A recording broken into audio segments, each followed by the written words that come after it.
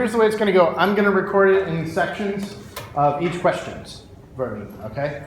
So let's get started on the first question. We got it. The one we talked about yesterday? Yeah, the one we talked about yesterday. So now we've already had a rehearsal on this. We should be awesome at it, right? That's the goal. Okay, so in what ways do time and place matter this work?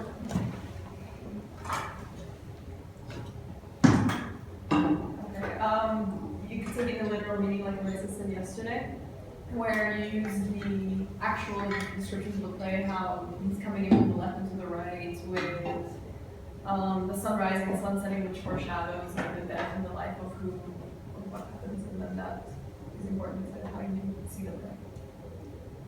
And also like the non-literal meaning, which didn't talk about, in ancient Greece, burial for most people weren't very sacred if they went against the state, but nowadays it is very significant. You have to bury everyone just as honor. And I thought this was significant to the time because the whole story kind of builds on that. And if it wasn't very significant back then, we wouldn't really have something to build the plot on. All uses. So like the sense of like common law, basically like the law of people where every person deserves a marriage or a wedding was extremely significant, especially back then, like you said. And this obviously, Sophocles obviously is showing his support for it by depicting Antigone fighting against Creon, who's preventing her from doing so.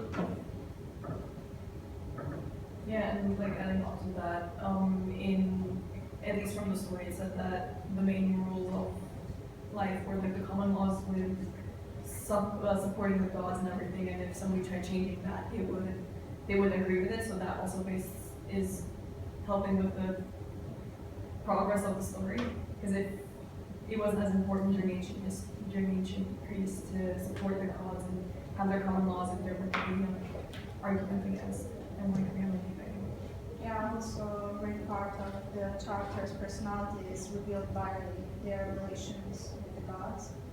So yeah, we can see that Creon is insecure because of kinds of Like Antigone's relationship with the goddess, and the only reason she's burning her brother, she states so he can achieve peace in the underworld. So clearly, like the importance of gods has to like, satisfy this common law that we've all been discussing today. One thing, while I was researching Antigone, which I found interesting about time and place, was Antigone, like Oedipus the king, is set in a disaster-prone city, which is Thebes. Basically, like most Greek playwrights could not be set in the like capital city, just because it was like kind of anti-nationalist. So it had to be set elsewhere. So which is why, because it's a tragedy, and like there's like a lot of negative things that happen in the play, which is why it was set in Thebes and not like the central city, which is Athens.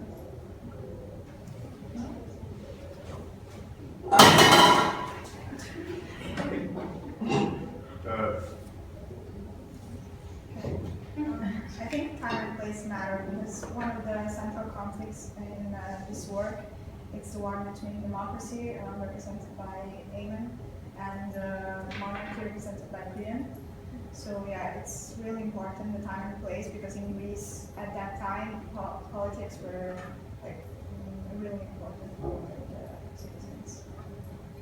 And also to add on to that, in the story, Creon favors the state over the religious traditions.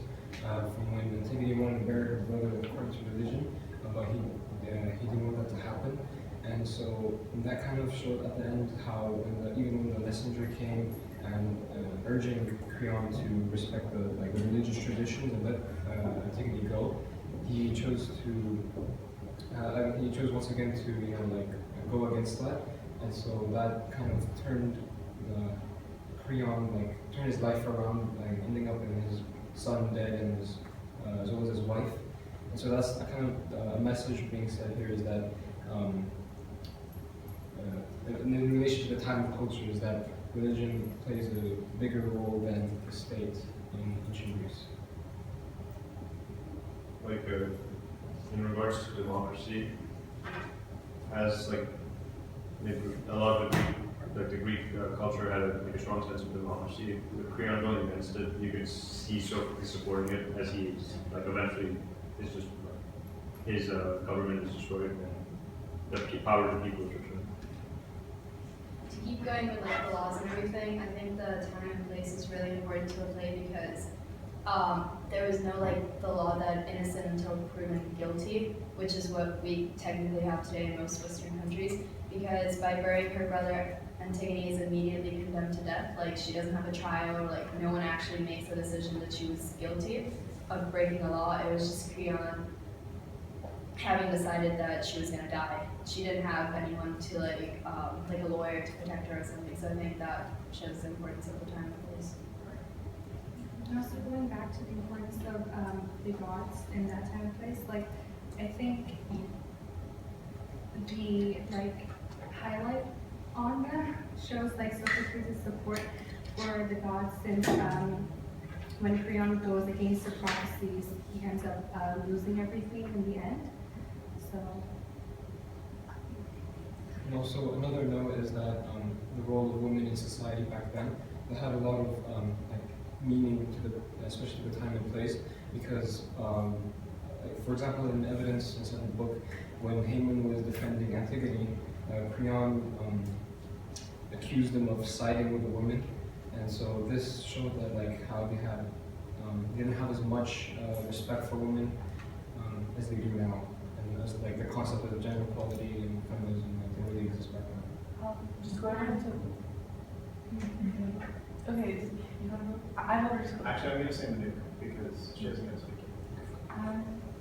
Going back on the Rami's point, like in the book when Haman goes against his father and says like, please be different this once, and I believe when someone says for once, like, I think it kind of shows the theme of family loyalty back then, because elders were like expected to be respected, and like Creon gets defensive when Haman suggests that his father's being irrational, and he takes like Haman's advice as disloyalty to his family and siding with the rebels, even though the reader knows that Haman is right and like Creon is not taking his advice.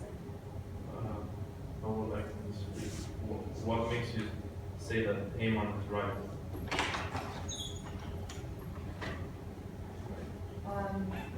Because, like Polynesius, he did endanger the state. Creon, he said himself, he believed that if there is no security in the state, there could be no law. Yeah, so like Haman is right, like in kind of in the way that Creon is agreeing on what he's doing, I guess, or like. So I agree with you, and disagree with you. I think that Sophocles is very clear in the fact that Haman is right and that Creon is wrong. Just because Creon, Creon is like the tragic punchline. Like, look at how eccentric he is. Look at all the bad things he's done, and look at how terrible and tragic his fate is.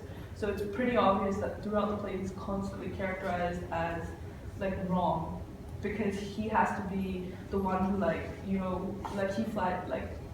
he's delivering the message that look, Antigone is a tragedy, and for that to happen, Haman has to be right and Creon has to be wrong. And also, what emphasizes Megan's point is that, like, in the end, he admits that he was wrong. Like Creon says, "Okay, I was wrong." And that was what was supposed to happen. And